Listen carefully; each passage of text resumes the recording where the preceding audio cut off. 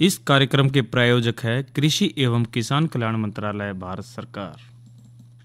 जोखिम से निकल कर फसल आए, सुरक्षित हो जाए,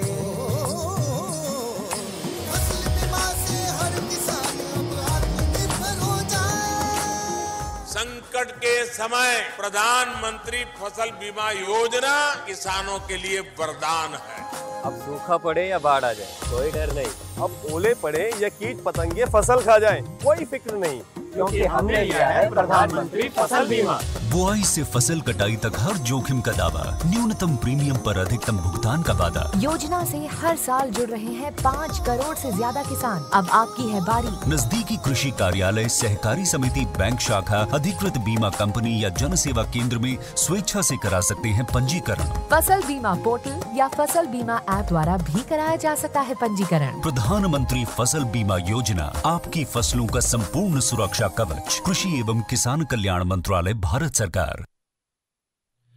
विनोद भाई राम राम। प्रीतम भाई अपना भी राम राम। और कार्यक्रम सुनने वाले हमारे प्रगतिशील सभी किसान बहन भाइयों ने दोनों की राम राम। विनोद भाई, हाँ प्रीतम भाई, महीने की शुरुआत है और जो फरवरी का महीना है, किसान भाई पूरे महीने क्या क्या अपने खेत में कृषि क्रियाएं करेंगे, उसके बारे में हम शुरुआत में चर्चा हर महीने करें हैं। बिल्कुल। और कल 1 तारीख थी, फोन इन कार्यक्रम था, आज 2 तारीख। और ठीक क्या भाई प्रीतम, क्योंकि देखो महीने में जब शुरुआत होती है उसकी तो प्लानिंग तो करनी पड़ेगी। तो वह प्लानिंग के क्या कर रखी है तो बताओ थोड़ा सा। हाँ तो भाई, जो मुख्य फसलें हमारी हैं उसमें गेहूं हम कह सके हैं कि सबसे बड़े क्षेत्रफल में गेहूं भाई ले रहे हैं। तो जो भी गेहूं में क्रियाएं हैं उसमें बोनी किस्मों में लगभग तीसरे पानी पे पहुंच रहे हैं। अच्छा। और पछेती में दूसरे पे। नाइट्रोजन वाली खाद की कोई मात्रा अगर भाई रह रही है तो इसको इसी पानी के साथ भाई इस महीने में डालेंगे। और खाद डालने के बाद गोड़ी अवश्य करेंगे। हल्की ज़मीन में खाद सिंचाई के बाद डालें। और इसी डालते जो की फसल में भी भाई दूसरा पानी और जो भी यूरिया नाइट्रोजन भाई डालना चाह रहे हैं वो बची हुई आधी मात्रा डाल दें। विनोद भाई, तापमान में गिरावट है, आसमान में लगातार बादल हैं या तो फिर बरसात ही हो रही है, धुंध भी छा रही है भाई। तो गेहूं की जो भी पछेती फसल भाई ले रहे हैं उसमें जस्ते की कमी के लक्षण दिखाई दे सके हैं। 25 से 30 दिन की फसल पे नीचे की 2 पत्तियों ने छोड़ के अन्य पत्तियों उनका जो है हरा रंग उड़ के हल्का शुरू हो जाएगा। उसके बाद पत्तों के मध्य में सफ़ेद या हल्के पीले रंग के छोटे छोटे धब्बे दिखाई देंगे। जस्ते की कमी की पहचान है ये। और इसकी कमी बने रहने पे धब्बे आकार में बड़े हो जाते हैं। ज़्यादा कमी होने पे पत्तियां और मुख्य तने उन पे भी और जड़े पत्तियां मिले हैं वहाँ पे भी भूरे पीले धब्बे बन जाए हैं। कई बार पत्ती के बीच का मुख्य जो सिरा है उसने छोड़ दो और बाकी सारा पौधा हमारा सूख जाए है। पत्ती की नोकानी जो हिस्सा है वो सिर्फ हरा रह जाए। पत्ती बीच में से मुड़ के नीचे की ओर लटक जाए है। कई बार नई पत्तियां घनी पतली और नुकीली दिखाई दे हैं। पौधे की गांठों के बीच की दूरी घट जाए, बढ़वार कम हो जाएगी। फसल में बालें भी देर से आवेंगी और दानों की संख्या भी भाई घाट होगी। कमी को टाइम रहते दूर करना है, ना तो फिर हमारी पैदावार जो गेहूं की है वो घटेगी। खड़ी फसल में जब भी भाई जस्ते की कमी देखें तो उसको दूर करने खातिर फसल की पत्तियों पे 0.5% जिंक सल्फेट का छिड़काव करना है। 1 एकड़ फसल पे छिड़कने खातिर जो भी भाई पंप ले रहे हैं उसमें 200 लीटर घोल की जरूरत है। इस खातिर 1 किलोग्राम जिंक सल्फेट लगेगा। एक बात और है भाई कि जिंक सल्फेट की जो तासीर है वो तेजाबी हुआ है। इसको उदासीन करने खातिर 0.25% चूने का घोल या फिर 2.5% यूरिया का घोल ये भाई ले लें और उसको प्रयोग करें। इकट्ठा घोल बनाने से पहले यहाँ जिंक सल्फेट और चूना या यूरिया का घोल 9 से 10 लीटर पानी में अलग अलग बना लेना चाहिए। उसके बाद भाई मलमल के बारीक कपड़े से छान के दोनों घोलों को मिला के घोल की पूरी मात्रा बना लें। 15-15 दिन के अंतराल पे 2 छिड़काव भाई कर सके हैं। ओसते भीगी हुई फसल पे तेज हवा चलते वक्त या शाम के वक्त छिड़काव ना करें। किसी कारणवश भाई छिड़काव से पहला फसल गल रही हो तो फसल को पानी लगा दें। ज़मीन में अगर पर्याप्त नमी है तो पानी लगाने की कोई ज़रूरत नहीं, और आजकल के दिनों में नमी जो है वो पर्याप्त भी फालतू ही चल रही है। तो भाई एक हफ्ते में अगर जस्ते की कमी दिखाई दे तो इससे ठीक हो जाएगी। और इसी तरह हम जो बात करें तो मैग्नीज की भी कमी की भी बात कर लेते हैं। इसके लक्षण गेहूँ की जो शुरुआत में ही जो वृद्धि अवस्था और गेहूँ में जो बाड़ी निकलते के टाइम उस दौरान हमने शुरू में दिखा है, और पत्तियां पर जो भूरे पीले रंग की जो धारिया पत्ती की सिरत है शुरू होकर जो नीचे की ओर बनस है, तो खड़ी फसल में 0.5% मैग्नीज सल्फेट के गुण का 10 से 15 दिन के अंतर पर हमने 3 से 4 छिड़काव करना चाहिए। और जो पहले छिड़काव की बात करें तो इसमें पहली सिंचाई था पहले, और जो बाकी जो बच जा वो सिंचाई के बाद में हमने करना चाहिए जी। और इसी तरह जो जिन किसान भाइयों के जो ट्यूबवेल या फिर बोर के पानी में बाइकार्बोनेट है और ज़मीन में कैल्शियम कार्बोनेट भी है, तो वो पानी लगाने के बाद फसल में जो पीलापन भी आ सका है, तो ध्यान रखा है कि अगर जो हम जो नीची पत्ती वो हरी होता है और नई निकलने वाली पत्ती जो पीली धारीदार या फिर अच्छी तरह जो पीली दिखाई दे, तो समझो कि यह लोहे की कमी के कारण से, और यह समस्या कुछ खेतों में या फिर कुछ विशेष किस्मों में अधिक हमना स्पष्ट दिखाई दे हुआ है। तो ज़मीन में पहुंचाए गए पानी में बाइकार्बोनेट की अधिकता के कारण यह जो समस्या प्रकट होती है, इसलिए हमने इस समस्या तक तुरंत समाधान तय पहले हमने फसल पर 0.5% फेरस सल्फेट घोल के 8 से 10 दिन के अंतर पर लगातार 2 से 3 छिड़काव करना चाहिए। और बाइकार्बोनेट को उदासीन करने तय हमने पानी की जांच के अनुसार जिप्सम डाला है, और फेरस सल्फेट बाजार में हरा कशीस के नाम तक पंसारी के यार्ड तक मिल जाएगा।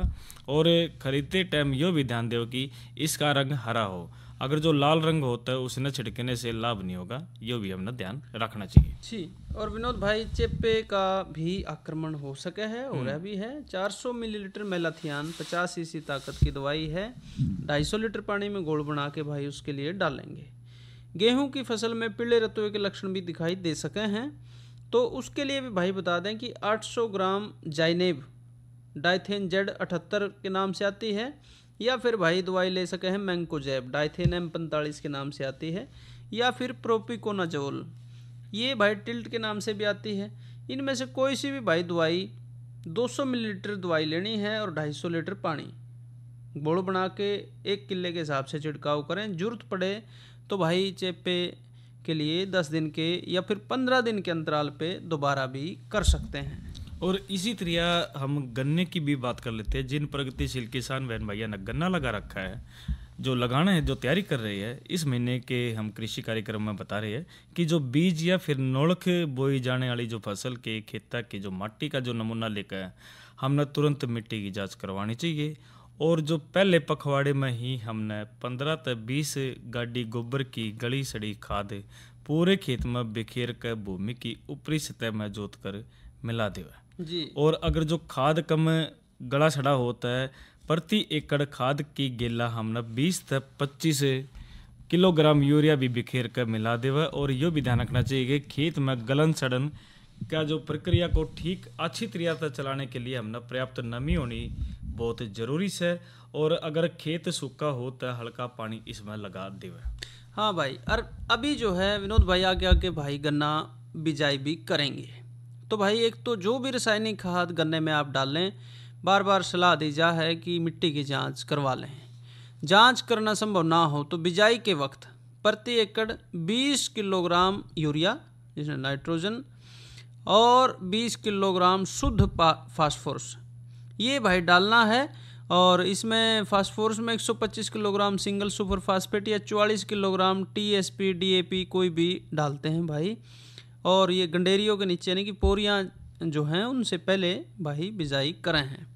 यदि ज़मीन में पोटास और जस्ता भी कम हो, भाइयों ने पता होगा कि हमारी ज़मीन में कोई कमी नज़र आती है क्या, तो भाई 20 किलोग्राम शुद्ध पोटास ये भी डाल सकते हैं और 10 किलोग्राम जिंक सल्फेट ये भी जो है बिजाई के वक्त डाल सकते हैं दूसरे उर्वरकों के साथ। जो लवणीय और क्षारीय ज़मीन है उसमें ये ध्यान रखें भाई कि जिंक सल्फेट जरूर डालनी है। और मोटी फसल की भी बात कर लेते हैं। अगर अच्छी फुटागी होता है, हमने इस महीने में पहली जुताई गुड़ाई के टाइम हमने 30 किलोग्राम शुद्ध नाइट्रोजन यानी 66 किलोग्राम यूरिया हमने प्रति एकड़ के हिसाब से डालना चाहिए। और अगर ज़मीन में पर्याप्त फास्फोरस कम है और बीजी फसल में फास्फोरस की कमी दिखाई दे तो हमने नाइट्रोजन उर्वरक के साथ 20 किलोग्राम शुद्ध फास्फोरस यानी 125 किलोग्राम सिंगल सुपर फास्फेट या फिर 44 किलोग्राम डीएपी या फिर टीएसपी भी हमने ज़रूर इसमें डालना चाहिए। और भाई गन्ने की बिजाई के वक्त भाई दीमक और कणसुए की दवाई डालने हैं। वो जो दवाई है फिप्रोनिल दवाई आप डालते हो, रिजेंट के नाम से भी आवे है, 600 मिलीलीटर। और इसकी जो पानी की मात्रा रखनी है 600 से 1000 लीटर पानी में घोल बना के फुहारे द्वारा खुड्डों में पोरियों के ऊपर भाई डालना है। खुड्डों को उपचार के बाद सुहागा लगा दें।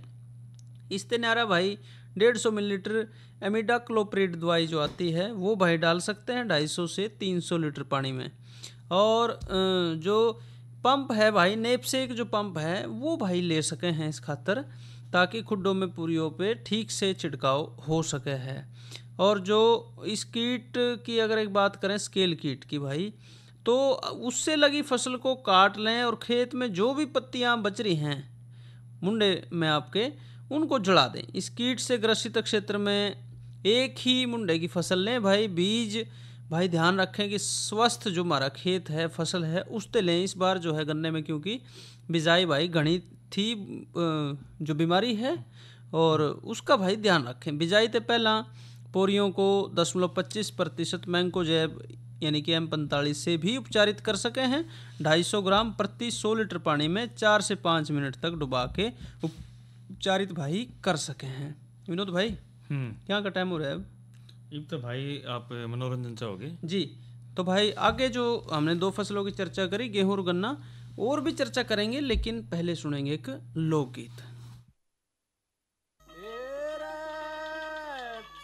बड़े सारे खिला दे सोरठे,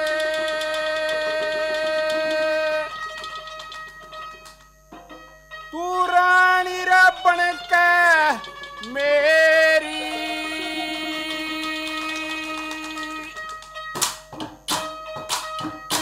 धोखेबाज लूंगाड़ा से मैं बहू बनू ना तेरी, बड़े सारे खिला दे सोरठे रानी रबण के मेरी, के धोखेबाज लूंगाड़ा से मैं बहू बनू ना तेरी, जो बड़े सारे खिला दे सोरठे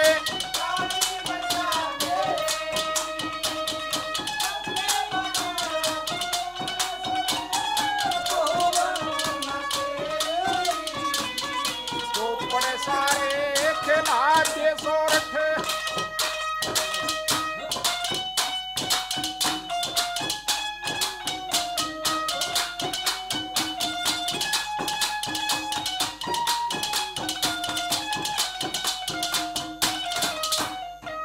अरे रानी बनावण खातर सोरठे महला में डटी से, छलकी दावत देके नतन मेरी गर्दन कटी से, तन चरण की दास बनाऊं लाखा में छठी से, पहलम तमने जान नहीं से इब मालम पाटी से, गहने वस्त्रे पैर सिंगर ले,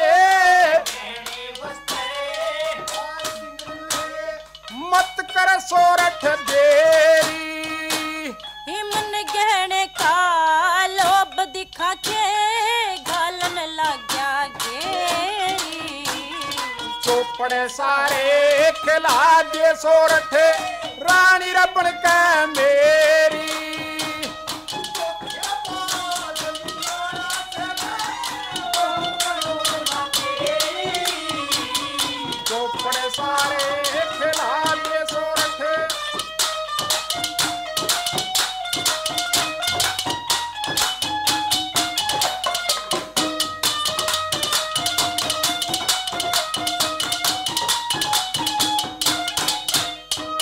हेर नहा धो के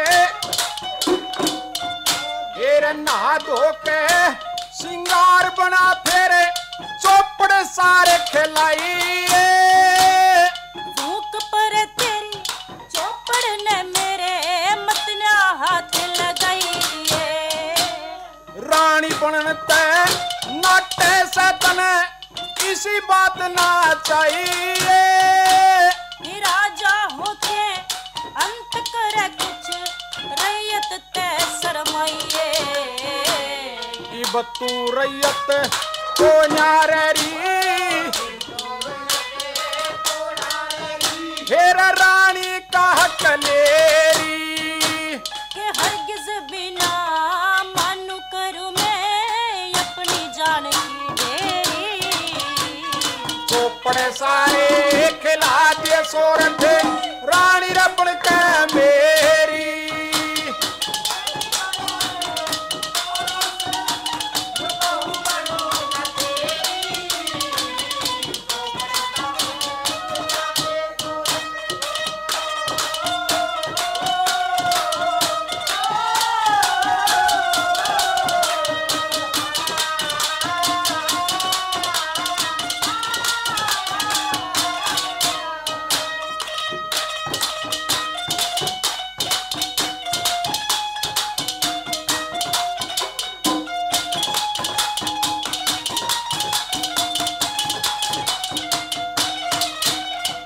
अरे मेरे मला में आगी साहिब मेरे मला में आगी से कड़े बाज के जागी भाजन का के रहेगा मैं तेरे घेरे में आगी जब तै देखी थी मेरे में मेरे चोट कसूती लागी मैंने अपना मतलब तो काट लिया पर चोट गैर के लगी मरता मरो जीवता जियो मरता मरो जीवता जियो क्यों समय लाला देरी कि सुख में ते चाहे जान काट ले दुख में लाके मेरी चौपड़े सारे खिला दे सोरठ रानी रबड़ के मेरी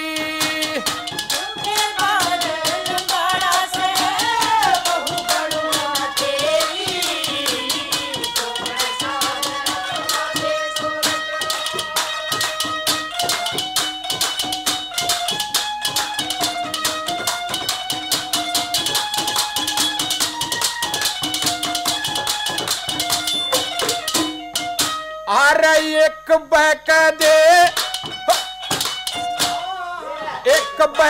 दे रानी होली और प्रेम बढ़ जागा तड़के आवे है बढ़ जा रे तू राजू छोड़े उड़ जागा खिला के तो पे फूक दूंगा दड़े बदल जो चढ़ जागा बेईमान के शर्म नहीं पर समझदार गड़ जागा लक्ष्मी चंद की बात मान ले लक्ष्मी चंद की बात मान ले छोड़ के हेरा फेरी के तड़के आवे बढ़ जा रे करे दिन की रात अंधेरी चौपड़े सारे खिला दे सोरठ रानी रबड़ के मेरी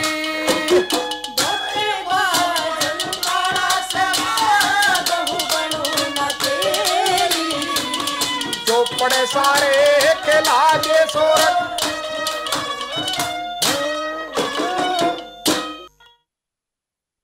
और भाई ये थे शीशा सिंह और साथी। अब बात मौसम की।